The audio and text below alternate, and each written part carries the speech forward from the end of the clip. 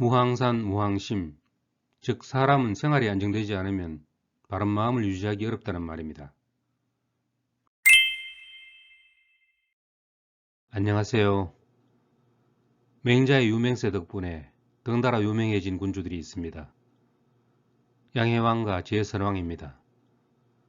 더 구체적으로 말하면 위나라 해왕과 제나라 선왕입니다.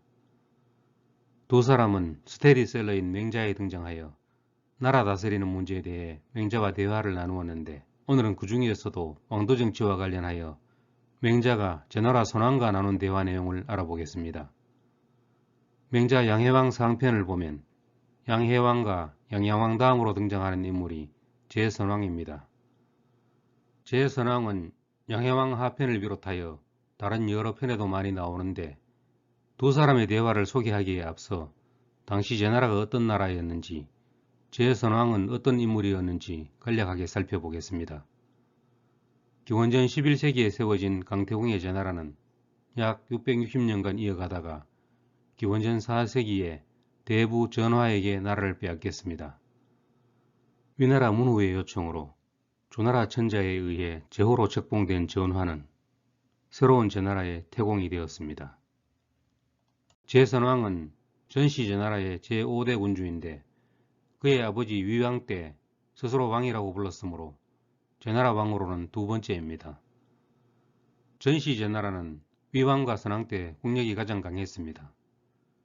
특히 선왕은 문학과 선비들을 좋아하여 그들에게 큰 집을 내려주고 상대부로 삼았습니다. 선비들에게는 직하라는 곳에서 직접 정무를 보지 않고 자유롭게 토론하게 했는데, 이런 분위기 때문에 제나라에 온 학자들은 수백 명에서 1000명에 이르렀다고 합니다. 맹자도 선왕 때 제나라에 왔고 경이라는 벼슬을 지냈습니다.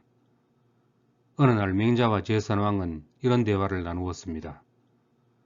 제완공과 진문공의 일을 들려주실 수 있습니까? 중리의 제자들 중에 제완공과 진문공의 일에 대해 말한 이가 없었습니다. 그래서 후세에 전해지지 않았고 신도 듣지 못했습니다. 그래도 말해야 한다고 하시면 왕도에 대해 말씀드리겠습니다. 덕이 어떠해야 왕노릇을 할 수 있습니까? 백성을 보호하며 왕노릇을 하면 이를 막을 수 있는 자가 없을 것입니다. 과인 같은 사람도 백성을 보호할 수 있습니까? 그럴 수 있습니다. 어떤 근거로 내가 그럴 수 있다는 것을 아십니까?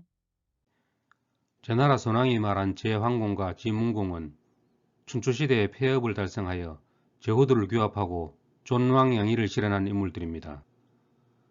제선왕이 두 사람의 패자에 대해 궁금해한 것으로 보아 제선왕도 당시 다른 군주들처럼 오로지 다른 나라를 정복하여 폐업을 이루는 데만 관심이 있었다는 것을 알 수 있습니다. 맹자는 제선왕이 자기와 같은 사람도 백성을 보호할 수 있느냐고 물은 데 대해 왕이 알아듣기 쉽게 설명했습니다. 언젠가 제선왕이 의식을 치르기 위해 벌벌 떨며 죽으러 가는 소를 측은히 여겨 양으로 바꾸라고 한 적이 있었는데, 그런 마음이 곧 사랑을 실천하는 마음이라는 겁니다. 제나라 백성들이 보호받지 못하는 이유는 그와 같이 왕이 은덕을 베풀 수 있음에도 베풀지 않기 때문이라고 했습니다. 맹자는 이렇게 말했습니다. 우리 집안의 노인을 공경하여 남의 노인에게 미치게 하고 우리 집안의 어린아이를 사랑하여 남의 어린아이에게 미치게 한다면 천하는 손바닥 위에서 움직이게 할 수 있습니다. 시경에서는 아내에게 모범을 보여 형제에게 미치고 집과 나라를 다스리는 데까지 미친다라고 했는데, 이는 이 마음을 들어 저들에게 베풀 따름임을 말하는 것입니다. 그러므로 은덕을 미루어 나가면 세상을 보전할 수 있고, 은덕을 미루어 나가지 못하면 처자도 보전하지 못할 것입니다. 제선왕과 대화를 계속하는 과정에서 맹자는 그의 욕망을 알아챘습니다. 그의 욕망은 결국 땅을 넓혀 중원을 다스리고자 하는 것인데, 맹자는 그것을 연목구호라고 했습니다. 나무에 올라 물고기를 구한다는 뜻으로 도저히 불가능한 일을 굳이 하려고 하는 것을 비유해서 이러는 말입니다.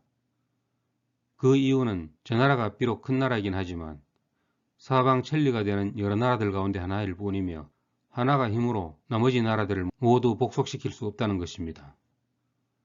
따라서 천하의 왕노릇을 하기 위해서는 근본으로 돌아갈 수밖에 없는데, 그것은 다름 아닌 어진 정치를 실현하는 것이라고 했습니다. 제선왕이 자신의 어리석음을 인정하고 왕도 정치에 대해 더 구체적으로 가르쳐달라고 하자 맹자는 일자리의 중요성과 사람 마음과의 관계를 역설했습니다. 일정한 생업이 없으면서도 변치 않는 마음을 유지하는 것은 선비들만이 그럴 수 있습니다. 백성의 경우에는 일정한 생업이 없으면 그로 인해 변치 않는 마음 또한 없어집니다. 만약 변치 않는 마음이 없다면 방탕하고 편벽되며 사악하고 사치스러워져 하지 않는 일이 없게 될 것입니다. 이렇게 범죄에 빠뜨린 후에 따라가 이들을 형벌에 처한다면 이는 백성을 그물질하는 것입니다. 어찌 어진 사람이 군주의 지위에 있으면서 백성을 그물질하는 짓을 할 수 있겠습니까? 그러므로 명철한 군주는 백성의 생업을 마련해 주되 반드시 위로는 부모를 봉양하기에 충분하고 아래로는 처자식을 부양하기에 충분하도록 하여 풍년에는 종신토록 배부르게 하고 흉년에도 죽는 일을 모면하게 하였습니다. 그런 후에야 백성들을 몰아서 선으로 나아가게 했습니다. 그래서 백성들이 따르기가 쉬웠던 것입니다. 무항산 무항심, 즉 사람은 생활이 안정되지 않으면 바른 마음을 유지하기 어렵다는 말입니다. 맹자는 당시에도 국가가 백성들에게 생업을 마련해 주긴 했지만 위로는 부모를 봉양하기에 부족하고 아래로는 처자식을 부양하기에 부족하여 풍년에는 종신토록 고생하고 흉년에는 죽음을 면치 못한다고 하며 그렇게 해서는 목숨을 구제하기도 어려운데 어느 열혈에 예의로 다스리겠냐고 했습니다. 그러면서 왕이 이것을 행하고자 한다면 왜 근본으로 돌아가지 않느냐고 물었습니다. 제선왕은 맹자의 말이 훌륭하다고 하면서도 자신은 재물을 좋아하고 예색을 좋아하므로 왕도 정치를 실천하기 어렵다고 했습니다.